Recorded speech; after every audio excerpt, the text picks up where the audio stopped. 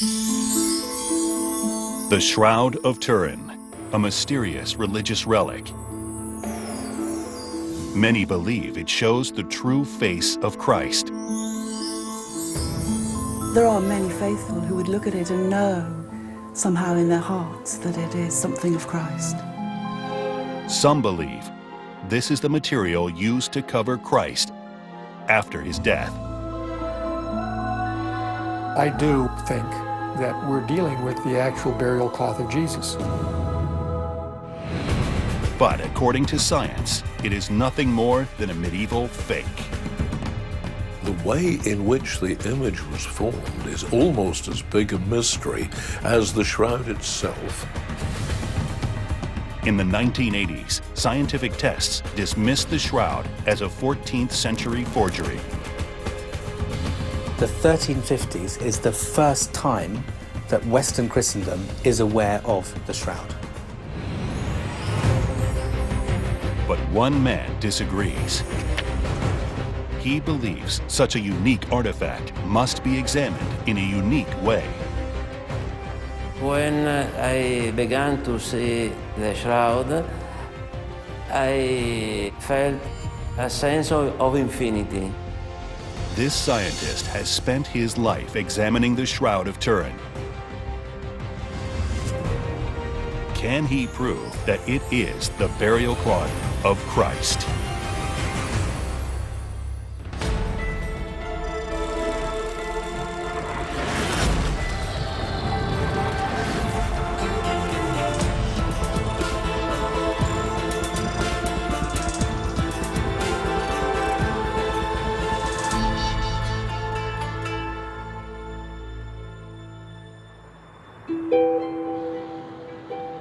Turin, Italy, 1968. A young boy, Giulio Fanti, is vacationing in the city with his parents. His guidebook circled with places he wants to visit. When I was 12, I went to Turin. I read in a guidebook that in Turin there was the shroud. I was very curious to see it, and I went directly to the chapel. But young Fanti is disappointed on his trip. When I entered the church, they told me that the shroud was closed. It was not possible to see it.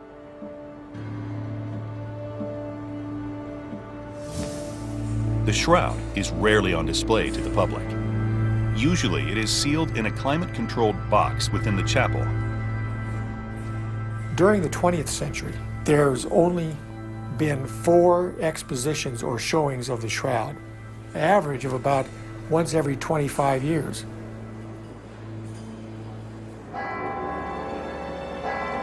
Although young Fanti is not able to see the shroud, the experience makes a big impression. The only thing I could do was to buy a photograph of the Turin Shroud that I have hung in my room. This begins a lifelong fascination with this mysterious object.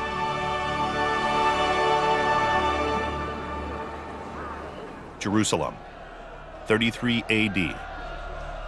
Jesus is accused of blasphemy and condemned to die by crucifixion. He endures many wounds. He's flogged. A crown of thorns put on his head and nailed to a cross. A lance also pierces his side. Once dead, he is laid to rest in a tomb. All the Gospels tell us that he was buried in a clean linen cloth. John's Gospel has got lots of detail about the cloths that were used in the burial of Jesus. After 3 days, some disciples inspect Jesus' tomb. They don't find his body, only his burial shroud. If you look at John's Gospel, it says that John and Peter ran to the tomb. Peter goes in and sees the linen that's lying there in the tomb. There's a wonderful line in John's Gospel which said, he saw and he believed. So he saw something there. Was it the shroud with the image of Christ on it? Perhaps. Many believe that the Turin Shroud is the burial cloth of Christ. Fanti discovers the authenticity of the shroud is fiercely disputed. The shroud is a particular object that opens many debates because it is an interesting object from a scientific point of view, but it is also interesting from a religious point of view. Fanti finds that many are suspicious of the shroud's origins. This is due to its sudden appearance in the Middle Ages. The relic first appeared in the 1350s when it was exhibited in the French town of Lire. It appears as if from nowhere.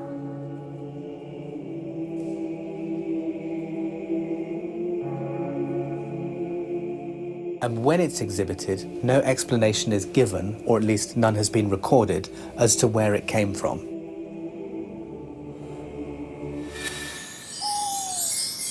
Exploring the historical archives, Fanti discovers the shroud was incredibly popular.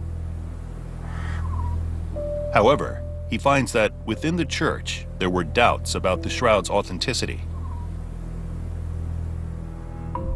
A bishop from a nearby church wrote to the Pope about his suspicions.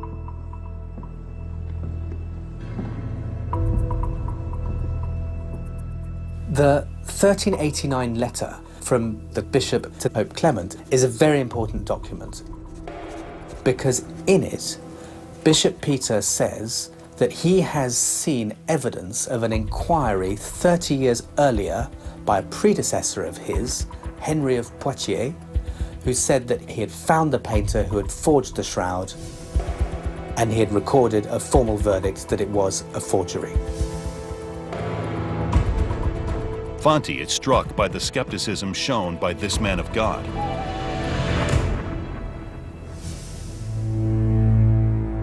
He can also see that the bishop's motives may not have been entirely pure. There may have been a revenue question. He would rather pilgrims didn't go to see the shroud, but came to see relics in one of his churches. Skeptics believe the shroud was forged to satisfy a huge demand for Christian relics. Manufacturing relics was a sort of major industry in the medieval period. There are enough vials containing the tears of Christ in Europe to float the Titanic.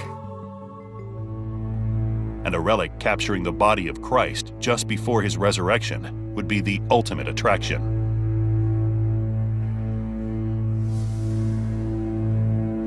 A relic like the Turin Shroud is a first-order relic. It's a relic related to Christ himself. So in terms of the value of that as a relic, it's very significant. Fanti can see that if a church had an important religious relic, it would boost the economy of the area. One of the biggest sources of income for churches came in the form of pilgrims. Pilgrims came and they stayed and they bought. So the quality of the relics in a town was often the determining factor in the amount of pilgrim trade and traffic that they would get. The suspicion that the shroud was a medieval forgery stuck and would remain unchanged for 500 years.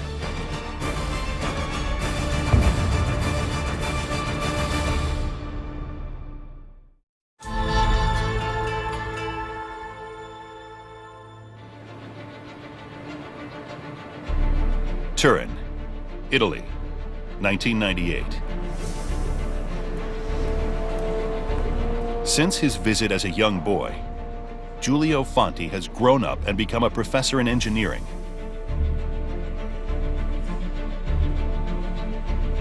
After a 30-year wait, Professor Fanti returns to Turin.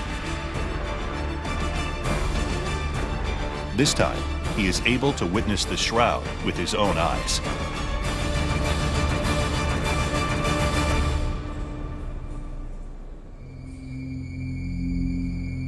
The first time I saw it was in 1998 during the exhibition. And this was a particular moment for me because I have already begun some studies and I wanted to be sure that the shroud was authentic. Professor Fanti wants to dedicate his life to uncover the secrets of the shroud. So there, before the shroud, he asks if he is doing the right thing. I put a clear question to the man of the shroud. And looking at the shroud for some minutes, I had a quite clear answer. A very personal answer that I felt into myself. This was very clear. This religious experience inspires Professor Fanti to commit himself to the shroud.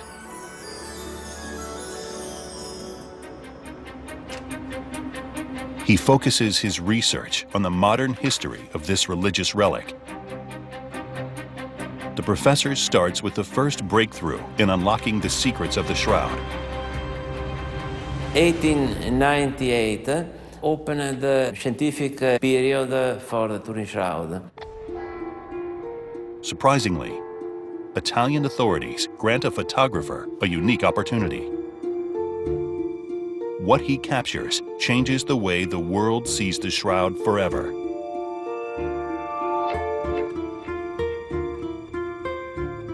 Looking at the negative, you suddenly could see the image on the shroud in the way that we conventionally see in normal life human beings, with white highlights and dark shadows instead of the reverse, dark highlights and light shadows.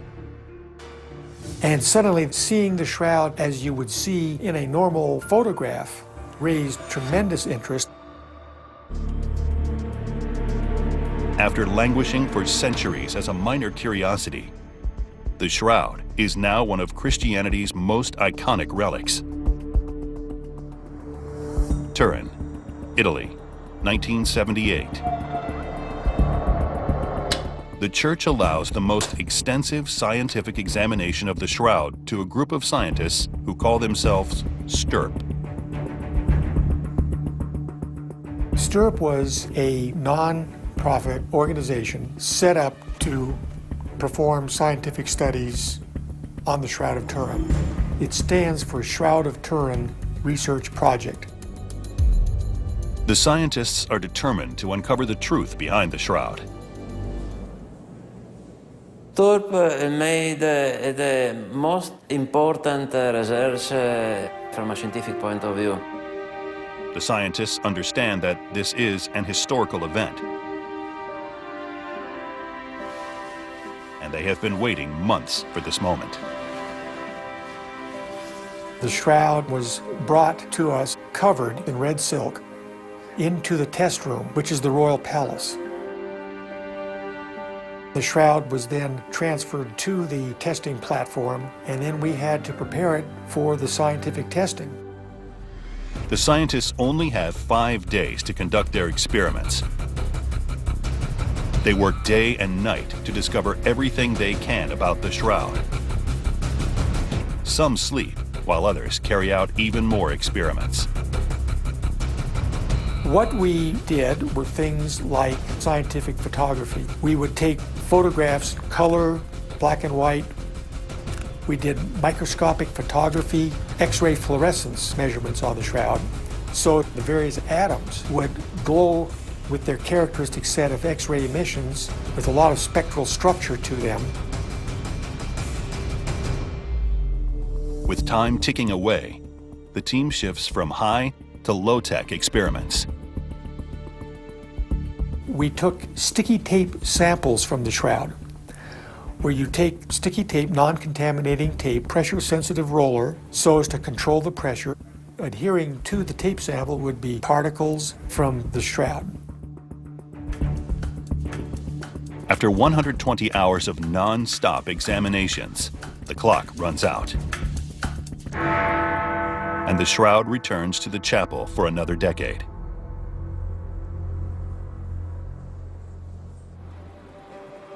Colorado, USA, 1981. It has been 3 years since Stirp conducted their tests. John Jackson and his team are finally able to release their findings. We gave ourselves 3 years. We took a condition of secrecy because we didn't want to have half-baked stuff getting out there. So 3 years later, 1981, we then released all the information. We weren't searching for sensationalism.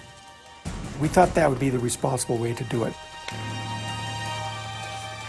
Professor Fonte is astonished at their findings. Stirp tested whether a forger first painted the ghostly image of a man and then added red stains to simulate wounds to the body. But Stirp finds the red stains were definitely not paint. They were human blood. The blood stains were incrustations, reddish incrustations on top of the cloth. But did a forger splatter the blood across the cloth to create the wounds? Fonte does not see evidence of that. On the contrary, the blood distribution exactly matches the pattern of wounds Christ would have sustained during his crucifixion. A spear wound on one side of the chest, and across the body, hundreds of cuts or scourge marks from a Roman whip. There was no evidence that an artist had forged the wound marks.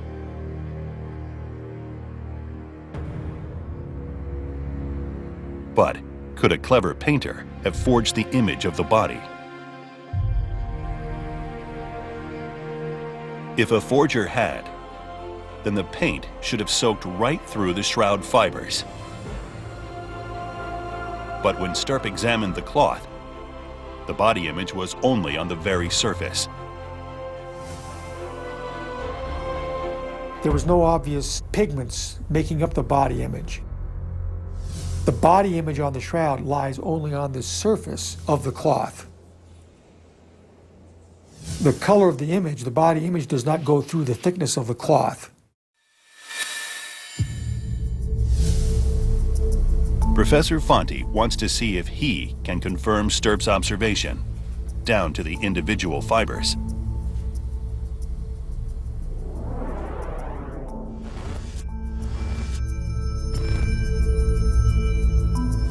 This model represents one thread of the shroud. Each thread is made up with flex fibers. In this model, we see about 100 flex fibers.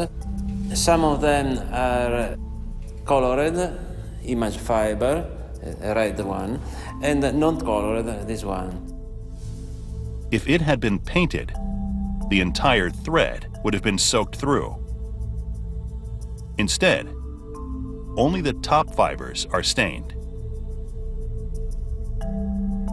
The professor believes that the image resting on the microscopic fiber means a painter could not have created the shroud. With this brush, he has to paint the front of the fiber, the back of the fiber, without touching the adjacent fiber. He would have to paint millions of fibers, one by one, in order to attain these results. That is impossible. For Fonte, Stirp has shown that the shroud is in all likelihood not a forgery. But is it actually the burial cloth of Christ?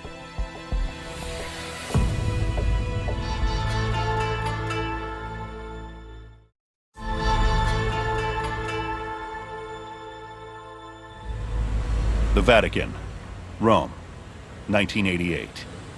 It's been 10 years since Stirp's famous experiments, and people are now calling for a carbon dating test. They want to prove once and for all that the Shroud of Turin is from the time of Christ. But the Catholic Church refuses to play ball, as the test requires the shroud to be cut and the samples burnt. After long and delicate negotiations, the Vatican finally grants permission. On the 21st of April, 1988, under supervision of the Vatican, the shroud is cut. Samples are sent to 3 laboratories around the world: in Tucson, Oxford, and Zurich. The results are kept secret until October the 13th. It is then, with great fanfare, the results are announced to the world. The shroud is a forgery. What it tells us pretty unequivocally is that the sample measured was medieval and within precision of a century or so. All 3 labs reached the same conclusion with a 95% accuracy. The shroud originates from either the 13th or the 14th century. Fanti is devastated to read the headlines in the press. I remember that I read many newspapers with their titles on the front page declaring that the shroud is a fake. The results are also a blow for Christians all over the world. Immediately after the carbon date results came out, there was a sense in which let's not bother exploring this cloth much more, because although it's very interesting, it is medieval and it doesn't relate directly to Jesus.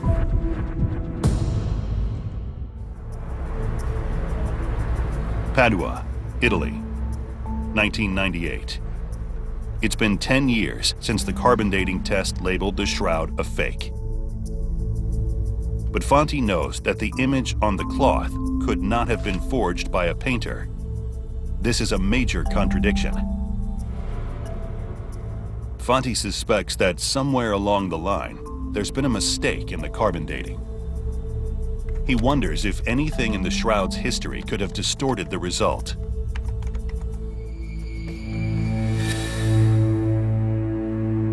(1532). The shroud is stored in a chapel in the Alps.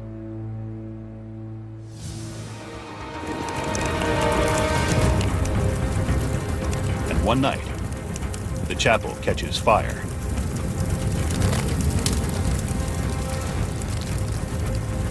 In 1532, the only damage to the shroud that has ever occurred that we know of took place. There was a raging fire in the chapel. At the time, the shroud was kept in a silver reliquary in a locked box. Strenuous attempts were made to rescue the shroud from the fire. By the time they'd managed to smash open the box, the heat inside was so intense that some of the silver had melted and had burnt through the shroud. So those burn holes can still be seen. The shroud survives the fire. Steps were quickly taken to repair it. Not with ancient thread from the time of Jesus, but with medieval thread. Immediately after the fire, the shroud was given to an order of nuns. The nuns repaired the shroud. They mended the areas which are on the shroud by the image itself. They had to reweave some of the fibers of the shroud in order to repair the damage.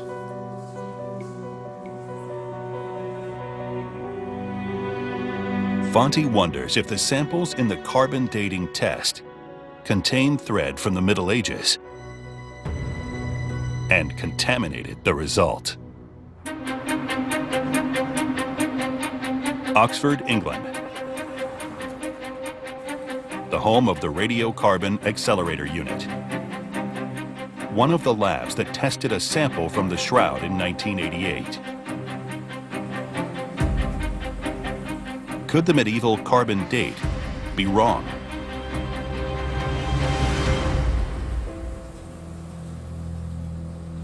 Although the tests destroyed the samples, the Oxford lab still has photos of them.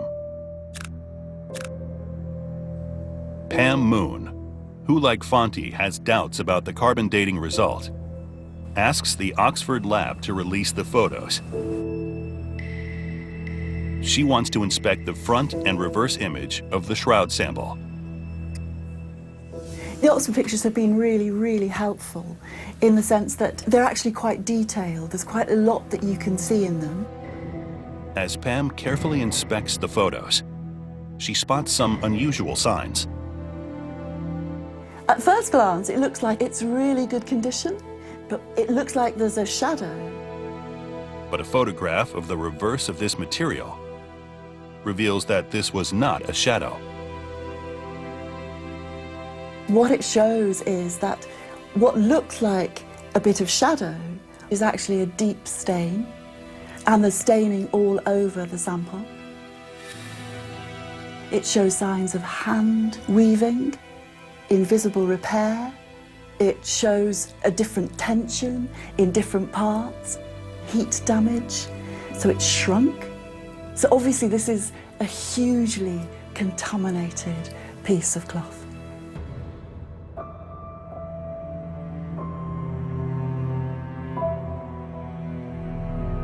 Fanti is convinced that discoveries like Pam's challenge the accuracy of the carbon dating result.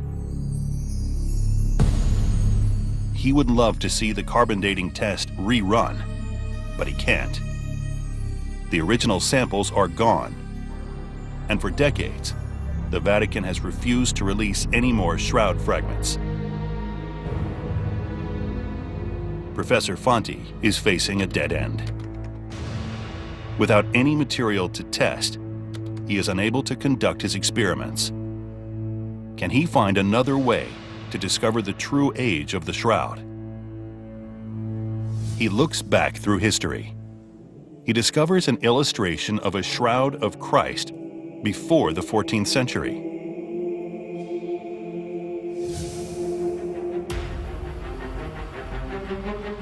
A Hungarian text, the Prey Codex, has an image of Jesus lying on a shroud with its trademark herringbone weave. And on the shroud, within the Prey Codex, Fanti spots 4 circular marks.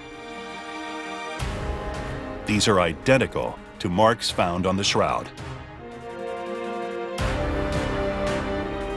The Prey Codex is reliably dated to the 12th century, at least 100 years before the carbon date. It means the Turin Shroud might have existed long before the carbon date says it did.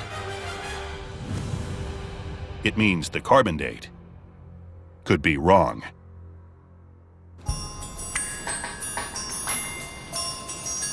As Fanti delves further back through the archives, he discovers many other shroud-like images throughout history.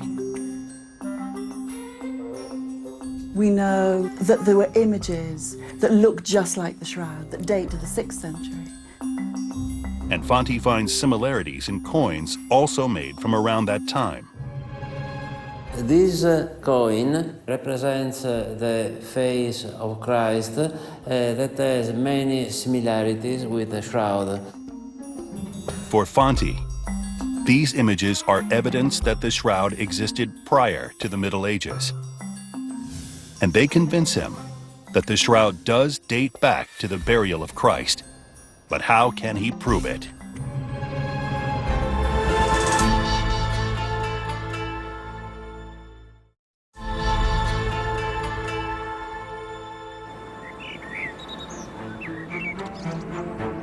Padua, Italy.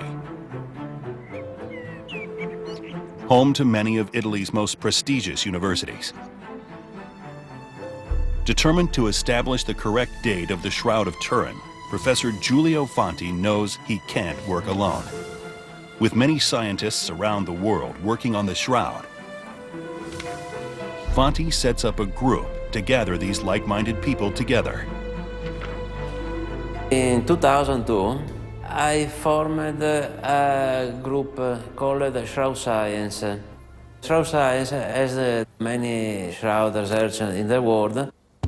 Once in the group, Professor Fanti discovers there is only one way to get your hands on shroud material.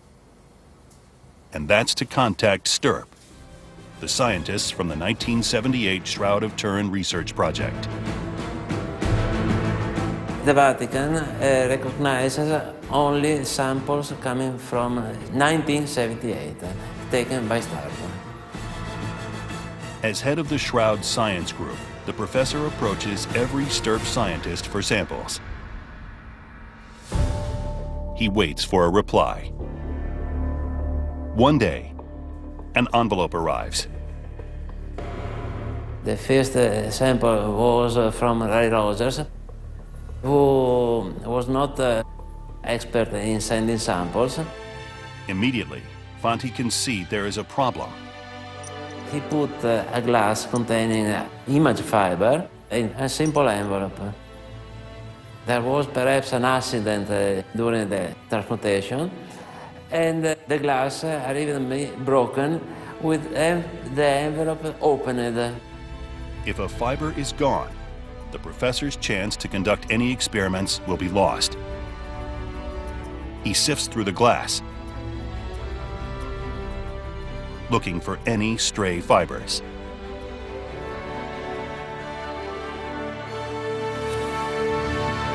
Using my microscope, I was able to detect the fiber among the pieces of broken glass. I was very, very lucky to take the envelope and to find the image fiber was in there. With this official piece of the shroud, the professor's experiments to date the shroud can begin. Fanti devises 3 experiments, each different from the carbon dating test. I detected that there are some alternative methods able to make a date of the shroud. Fanti believes the average of these tests will produce an accurate date. I'd say it's essential to get as much diversity in your observations that you can to scientifically test a given hypothesis. The first experiment is a load-bearing test. Every material has a certain strength. This strength degrades over time. How strong the shroud fiber is will show Fanti how old the material is.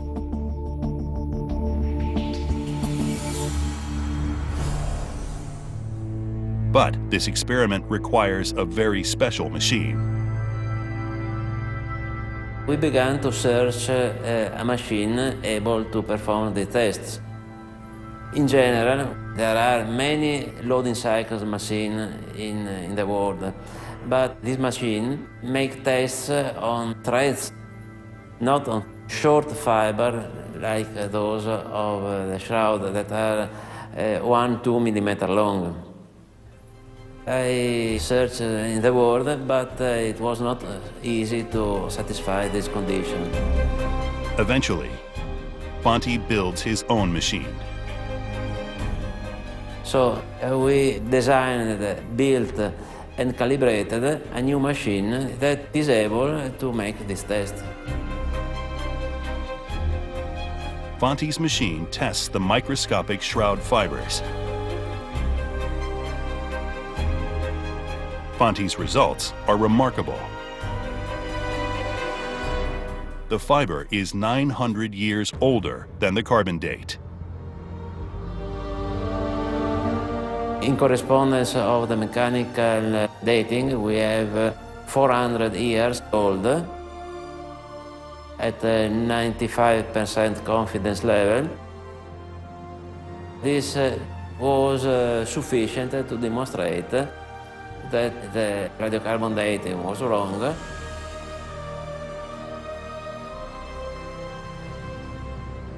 It's an astonishing reversal of fortunes for the shroud. But 400 AD is still hundreds of years after the burial of Christ. Can Fanti trace the shroud even further back?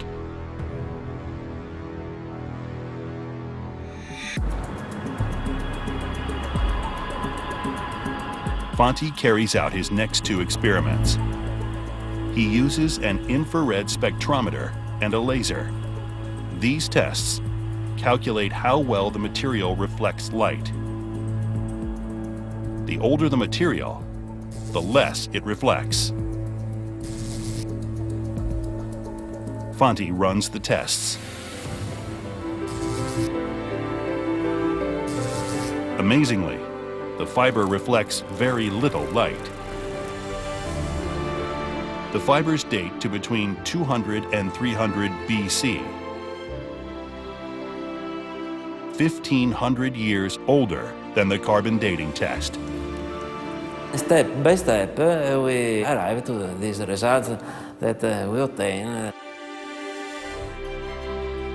Every time we reach the good result, we were obviously happy. Professor Fanti now has a range of new dates radically different to the shroud's carbon date. All he needs to do is average his three findings.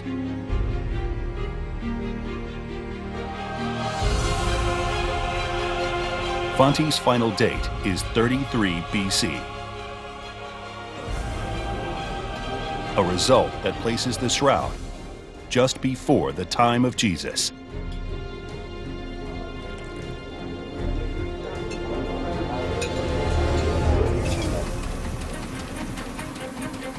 The world at last takes notice of Fanti's work. And it is also recognized by others who have researched the shroud. I am aware that he gave a date that would be consistent with it being the burial cloth of Christ. Any research that points in that direction is just great from my point of view.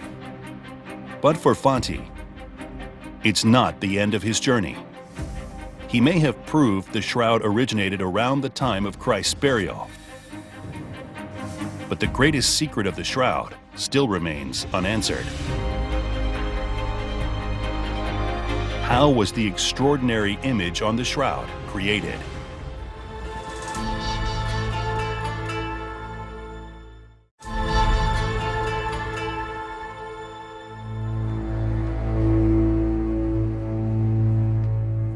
Year after year, pilgrims make their way to Italy, mesmerized by the ghostly figure on the Shroud of Turin, the image on the cloth that continues to puzzle believers and skeptics. The Turin Shroud is a bit like the Loch Ness Monster, in that it has passionate supporters and skeptics on both sides. Those who say it's a fake have to explain how a medieval person could have created an image that modern science cannot replicate. Professor Giulio Fanti is determined to solve the mystery once and for all. Skeptics suggested various techniques a forger could have used to make the image: painting, photography, or even a chemical process.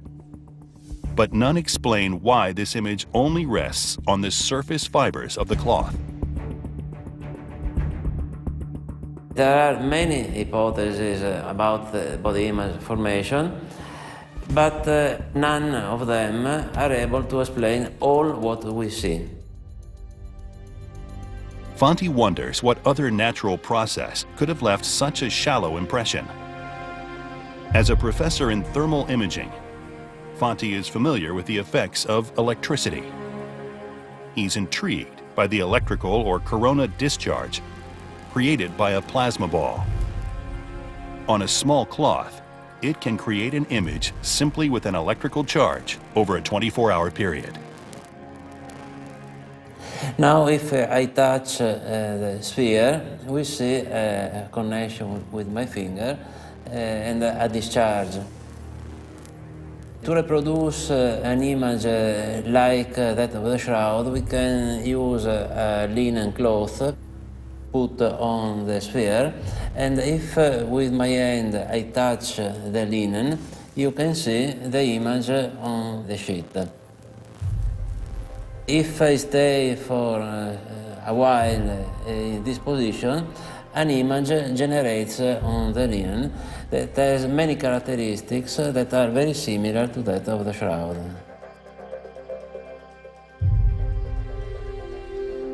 But Fanti wants to see if the experiment works using a figure of Christ and a large cloth. That means increasing the charge to hundreds of thousands of volts.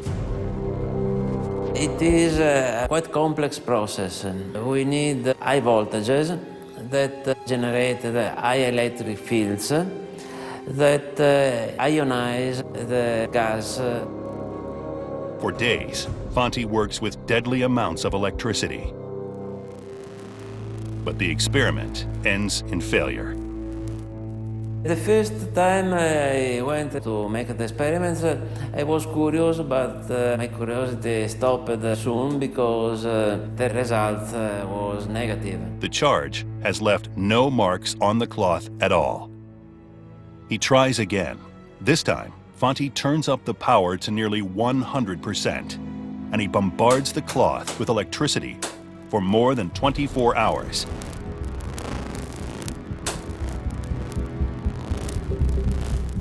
The adjustments work.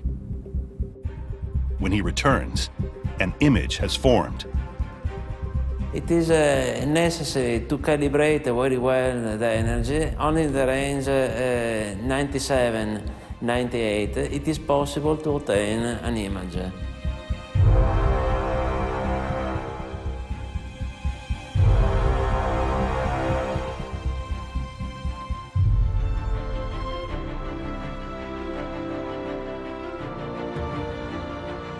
The corona discharge gives us the most number of compatibility between the experimental results and what we see on the shroud.